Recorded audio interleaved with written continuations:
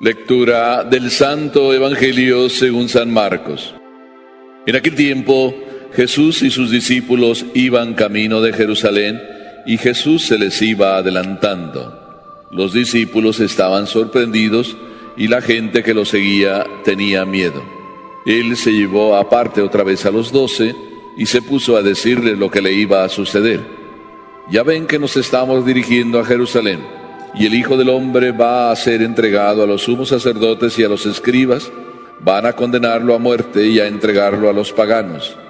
Se van a burlar de él, van a escupirlo, a azotarlo y a matarlo, pero al tercer día resucitará. Entonces se acercaron a Jesús, Santiago y Juan, los hijos de Zebedeo, y le dijeron: Maestro, queremos que nos concedas lo que vamos a pedirte.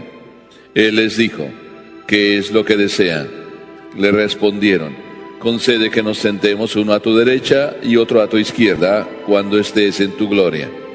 Jesús les replicó: No saben lo que piden. ¿Podrán pasar la prueba que yo voy a pasar y recibir el bautismo con que seré bautizado? Le respondieron: Sí podemos. Y Jesús les dijo: Ciertamente pasarán la prueba que yo voy a pasar y recibirán el bautismo con que yo seré bautizado. Pero eso de sentarse a mi derecha o a mi izquierda no me toca a mí concederlo. Eso es para quienes está reservado. Cuando los otros 10 apóstoles oyeron esto, se indignaron contra Santiago y Juan. Jesús reunió entonces a los 12 y les dijo: Ya saben que los jefes de las naciones las gobiernan como si fueran sus dueños, y los poderosos las oprimen. Pero no debe ser así entre ustedes.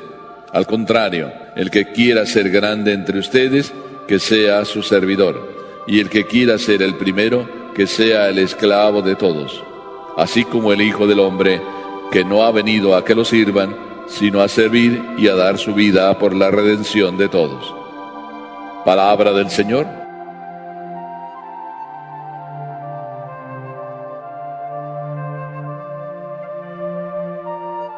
El poeta Tagore nos dice en una de sus poesías, muy breve, muy sencilla y muy corta: Soñé que la vida era alegría.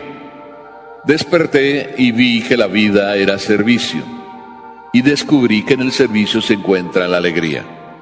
De alguna forma, estas palabras de Tagore se cumplen en este Evangelio.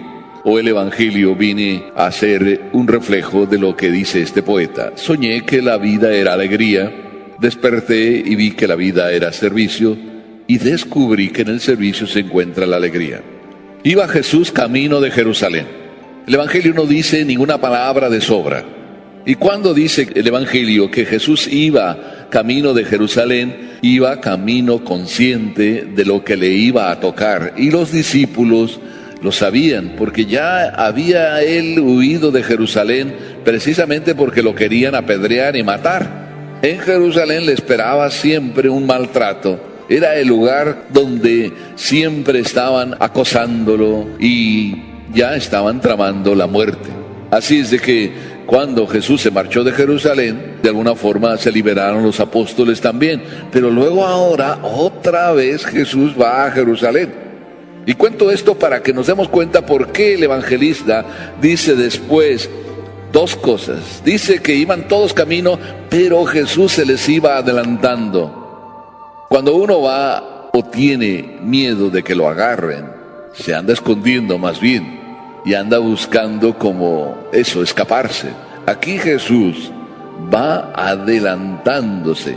Mientras se adelanta, dice el evangelista muy así, muy calladamente, como que no lo quiere decir, que los discípulos estaban sorprendidos y la gente toda que lo seguía tenía miedo. Por eso se explican estas palabras. Jesús iba directito y consciente a dónde iba. Iba a esperar la muerte. Y por tanto, los discípulos van con miedo. Pero ya Jesús nos está enseñando que nosotros debemos ir siempre camino de la muerte, de alguna forma también, eso, decididos. A veces uno habla de la muerte y entonces unos dicen: no, padre, ya me voy. O empiezan algunos eso, como a tocar madera, que no me toque a mí.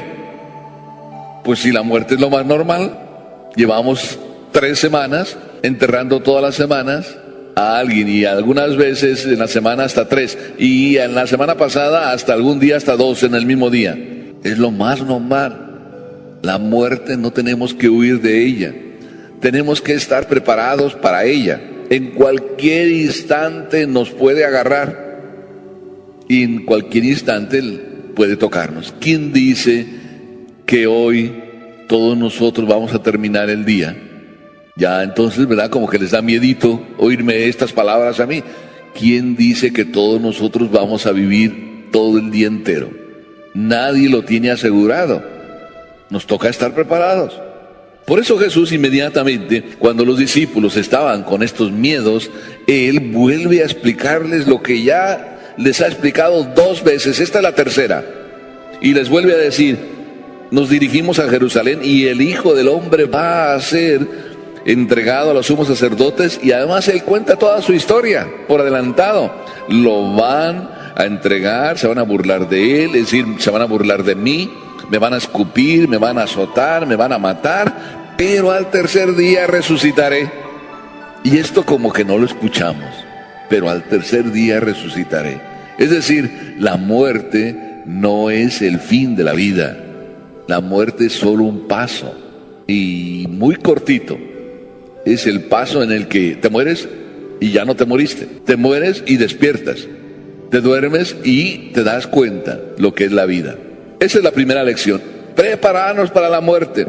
Pero resulta que a veces siempre hay algunos que no entendemos qué es la vida.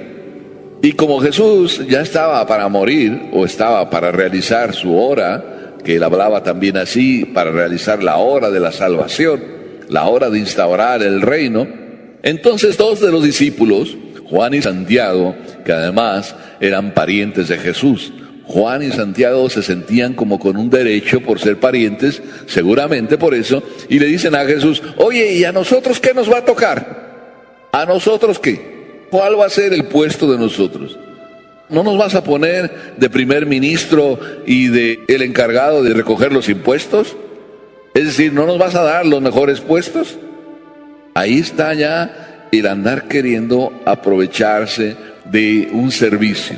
Y por eso Jesús vuelve a preguntarles: bueno, si ustedes quieren un puesto en el reino de los cielos, ¿están ustedes preparados para recibir el mismo bautismo? Es decir, para ser en la misma línea condenados a muerte. ¿Están preparados? Y ellos dijeron: sí estamos preparados. Bueno, pues ya entonces, viendo la disponibilidad de ellos, que sí estaban dispuestos a morir, Jesús les dice: bueno, pues está bien, pero el puesto a mi derecho, a mi izquierda, no me toca a mí. Eso es una cuestión de mi Padre.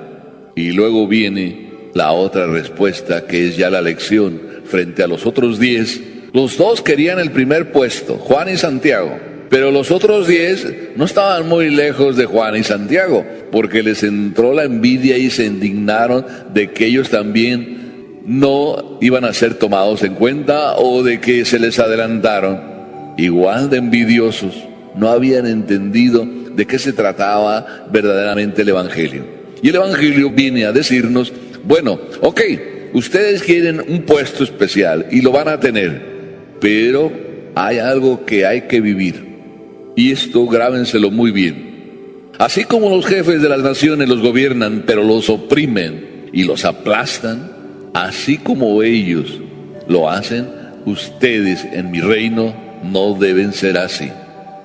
Y de hecho, esto es una tendencia muy general. Cuando uno tiene un puesto, a veces tiende a aprovecharse del puesto y tiende a oprimir, hasta aplastar, a humillar. Y esto pasa en cualquier lugar. Ya hace tiempo me encontré con un papá que estaba enfadado de la vida de ser papá. ¿Por qué? Dice: yo cuando era niño soñaba ser papá, y soñaba ser papá para poder tener unos hijos y que los hijos me obedecieran y poderles ir llevando. Y ahora resulta que mis hijos de 6, de 7 años, ellos son los que me dicen en qué escuela tengo que meterles, y ellos son los que me mandan. Ya se ha cambiado las cosas al revés. Y además no solo me mandan, sino me amenazan. Dice, ya no sirve para nada ser papá. Pero también me he encontrado, eso fue antes de ayer, otro papá enfadado de la vida porque su hija, a quien le había comprado un carro, pues decidió casarse. Y ya pues para no tener pleitos, aguantó que se casara y para colmo que se llevara el carro. Y triste porque probablemente se le iba a ir la otra ya y se le iba a casar. No me daba tanto pesar escuchar eso. Me daba pesar o me dio escuchar lo último. Y yo que traje hijos al mundo para que me sirvieran, quiere decir que también los papás a veces somos papás para oprimir. Y somos papás buscando nada más tener unos cuantos esclavos. Y cuando ya se deciden ir los esclavos, nos entristecemos. ¿Y ahora quién me va a servir? Pero resulta que nuestra labor es formarlos, sí, y que aprendan, y que luego vuelen.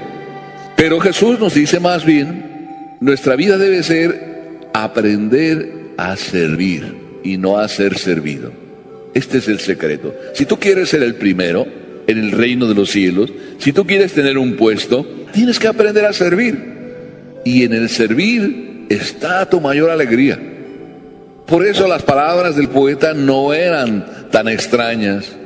Soñé que la vida era alegría, desperté y descubrí que la vida era servicio, y en el servicio se encuentra la alegría. Cuando verdaderamente así vivimos para servir, somos las personas más alegres. Y cuando estamos viviendo para que nos sirvan, somos muchas veces amargados, porque no nos sacia el ansia de querer que nos sirvan. Siempre pensamos que alguien no está sirviéndonos como nosotros esperamos. Que la Virgen nos ayude a descubrir esta alegría que se encuentra en servir cada día. Amén.